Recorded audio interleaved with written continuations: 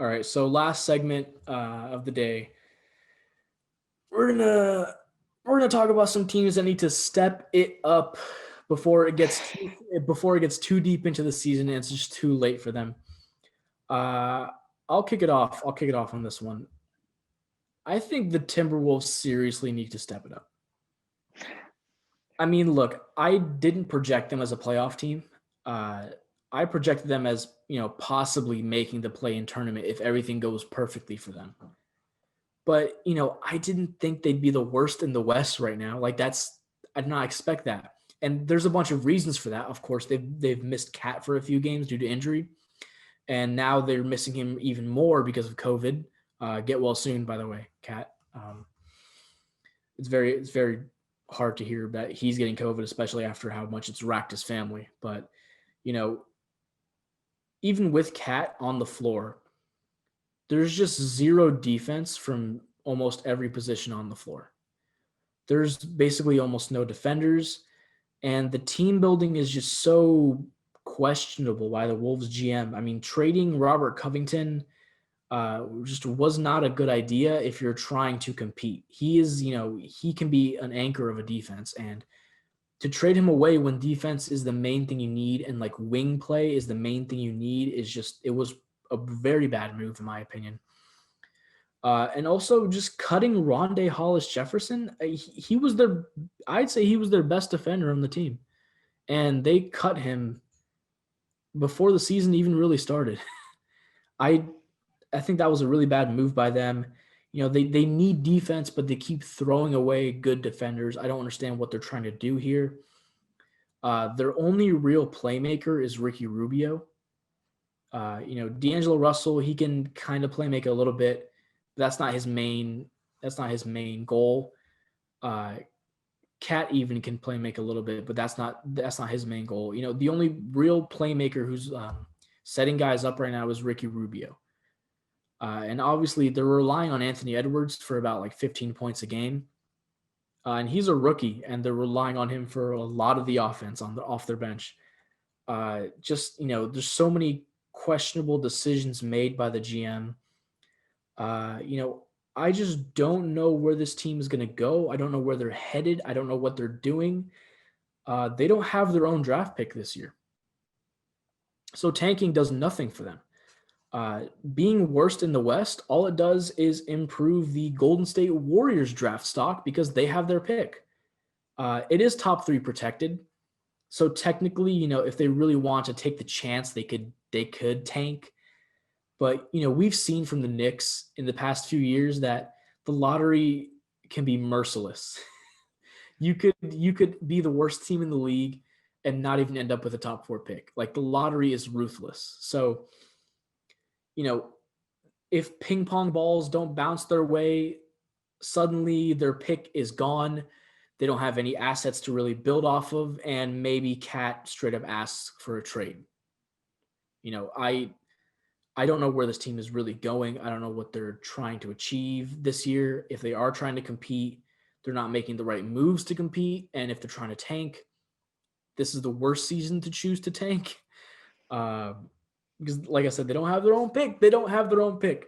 So, yeah, I mean, the Timberwolves, they need to step it up before it gets too late. If they don't, man, I just would feel bad for Wolves fans. Yeah, I mean, there's one thing I want to say. I feel like the coach Ryan Sanders has been there for a long time. I think they can definitely move on from him eventually. I feel like he's really never been the right guy for the job. I know the whole situation with his father and all that going on, and they felt like it'd be right to have his son coach afterwards. He's not really filled in the shoes that his father did. They definitely can move on from Ryan Sanders probably by the end of the season. I'm never a fan of coaches being fired during season because it's just a lot more pressure on the interim coach, and it's usually you get some of the team's sloppiest basketball once the coach is fired, depending on how bad the coach is. Um, but that team, they can definitely step it up. I think the one of the few bright spots of that team at the moment, the past few games, have been Malik Beasley. He's been playing quite well, but he's only one player on a on a roster. So basketball still is a team sport. People forget. I know it's a star driven sport, and like everyone thinks that like one or two people can do it, but it's still a team sport. So they definitely need the others to get it going if they really want to make any type of potential run to the playoffs. I don't even think that's in their sights. For me personally, I don't think it's in their sights, but at least to make that effort. So for me, the team I chose to step it up is the Miami Heat. The Miami Heat have lost 3 straight. They're currently 4-7 and 12th in East. 12th in the East. Jimmy Butler has only played a handful of games this season, though. He only played 6, and in the 6 games did play, he's averaging 15.5 points, 5.5 rebounds, 5.3 assists, and 2.2 steals. I feel like right now, currently, the people who are kind of like even keeping this team even afloat at the moment is Bam Adebayo, Tyler Hero, and Duncan Robinson. I feel like Goran Dragic is kind of playing so. He's averaging 14 points, 5.6 assists, which is good, which is solid, but he is averaging 3 turnovers per game. I feel like a big a part they had last year that was really good that's just not playing good at all this season is Kendrick Nunn. Kendrick Nunn has regressed exponentially. He's only averaging 5.5 points, and the rest of the stats also has dropped. This is a 10-point decrease than what he saw his rookie year, which is really bad because as a sophomore player, we all heard of sophomore slumps, but this is taking the cake. This is he's in dangerous territory of how bad he is slumping. Let me get some other stats to kind of go along with why this team is struggling. Currently, they are 19th in the league for points per game with 110. They're actually shooting well. They're 7th in the league in field goal percentage with 47.9%. 5th in the league in assists per game, which with 26.7. But this is where it starts getting on the bad side. They are 27th in the league in rebounds per game with 42.6. 24th in the league with oppositional points per game, which other teams scoring 114.5 points per game, which is never good when your opponents are scoring more than your team is scoring. Obviously, that's just a recipe for disaster. There's 26th in the league in steals per game, 27th in the league in blocks per game, 24th in the league in plus or minus, while they're negative 4.5 right now as a whole team. And they are dead last in the league in turnovers. And they're turning over the ball 18 times per game. So the thing is really worrisome with this team is last year they were just in the finals and they've regressed exponentially from since that moment. And a lot of teams and a lot of GMs believe that they kind of fed into the narrative of overachieving in the bubble. I think the team personally did overachieve in the bubble. I don't know if I consider this team a championship team anymore. I don't even when they made the championship, made the finals last year, I didn't think they were the most equipped team. I didn't even think they were the best team in the East last year. They just got really fortunate in a lot of the situations they were in. The team typically was really good defensively last year, but obviously as we've seen, their defense has been a big problem. I think the absence of Jimmy Butler has probably contributed to that. But the team was only 3-3 when he did play in the 6 games he did play in, which still isn't that good. That's just 500. The team has really not found its main scorers. I don't think anyone on the team is currently averaging over 20 points per game, so they could definitely use somebody who can definitely step up and start scoring for them. Like I said, turnovers kills this team a lot, but these issues that they are having are fixable. It's a lot of it it's mental, and a lot of it is to do with coaching. I feel like Eric Spoelstra is one of those coaches who can definitely, who's capable of definitely fixing something like this with a lot more drills and a lot more just to get the team more focused and whatnot. It's concerning to see them play this bad at the moment, but I do not think that this season's over for them. It's not one of those seasons like, hey, we're playing bad, let's just start tanking. There are still decent pieces on this team. I think Avery Bradley is still a solid piece off the bench for them. I need to get Andre Iguodala start get him to going again because he hasn't really done much in my opinion ever since he's made to the Heat. I know he played a little bit last year in the playoffs, but for me, he hasn't really had that effect that he had when he was with Golden State. Granted, he is older now, but I just still, I mean, I just need a little bit more from Iggy. And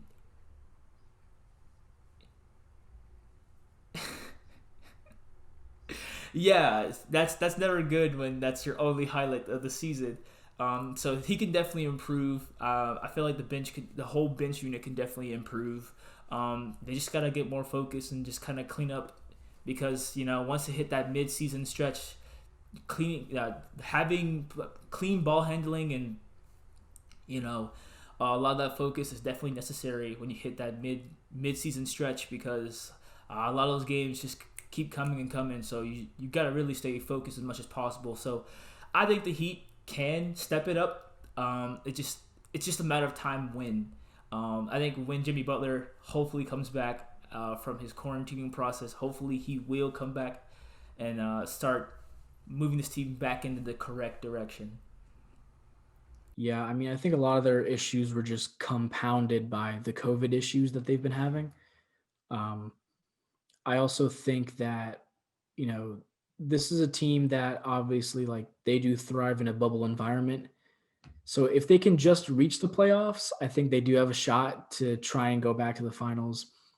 Because once again, I believe the playoffs will be held in a bubble again. Um, and there was something you said earlier about how a lot of their bench guys are not producing well. I think the Heat really need some type of third star, whether that's maybe an Oladipo or a Bradley Beal or somebody like that. But the only issue with that is that they're not willing to give up the necessary pieces to get those players. I mean, they could have gotten Harden. They had one of the best trade offers for Harden in general, but they didn't want to give up Duncan Robinson and Tyler Hero, which is understandable. But at the same time, it's James Harden. Like, Yeah. I don't know. Like, there's so many Heat fans as well as even the GM think that Hero Robinson and Precious Achua together is too much of a package already for Bradley Beal. I think that's ridiculous. I think that they're really overvaluing their own players. I get it. I get that that's kind of their young core right now, but Duncan Robinson is like 27. He's not exactly really young right now.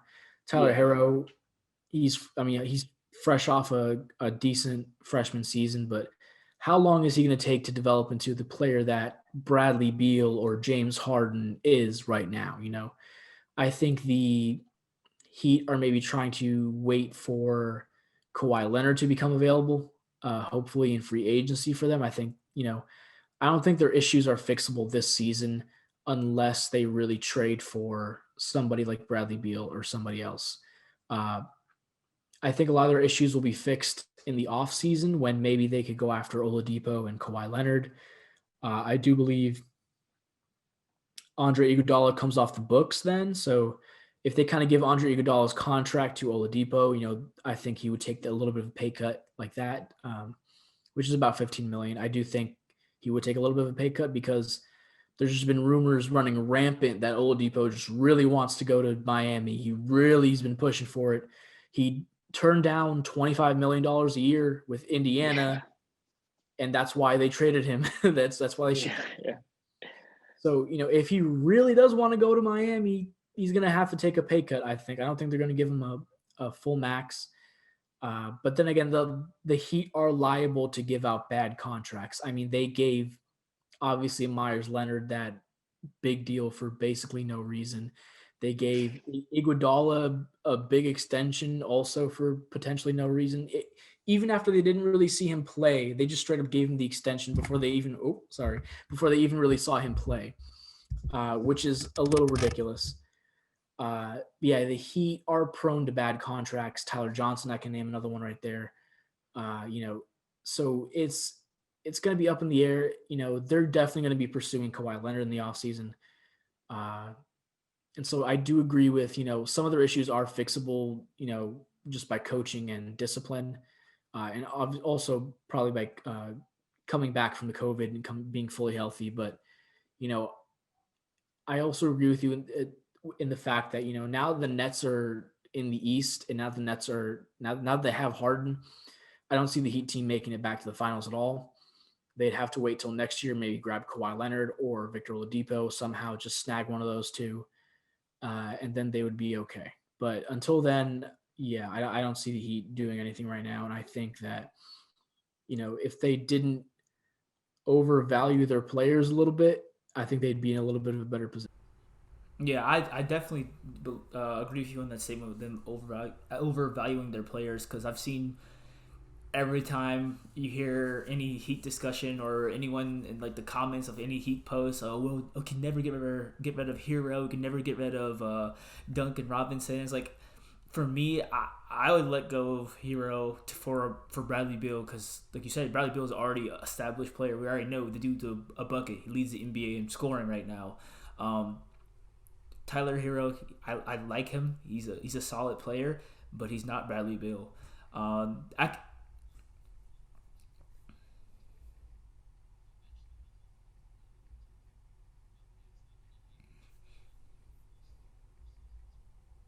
Yeah, for me, I'd rather let go of Hero than Robinson, which just seems kind of crazy. But Robinson's already kind of getting in the thick of it and about to get into his prime more so. So this is kind of like the player we know he's going to be. Like you said, he is like 26, 27 years old. He's a 3-and-D player. I kind of like that. I mean, I feel like that could always, fit on any kind of team. So I would be okay with them not wanting to ship him as much as Hero. Hero's young. With these young players, some of these young players, they play very well for the first few seasons, then just kind of trickle out, or they play very rough their first few seasons, then kind of improve. But Heroes already started out pretty well. It just interesting. It'll be interesting to see where he goes from here on out. But when you're trying to win a championship, you got to make some decisions, and you got to make some very crucial decisions. Pat Riley, if he wants to prove people wrong that hey, this Heat team aren't overachievers. We're right where we need to be. And he feels like they need to make a trade as well. You gotta really consider letting go of some of those pieces you claim that are untouchable if you really want to get a championship. So it depends on just how much he really wants it.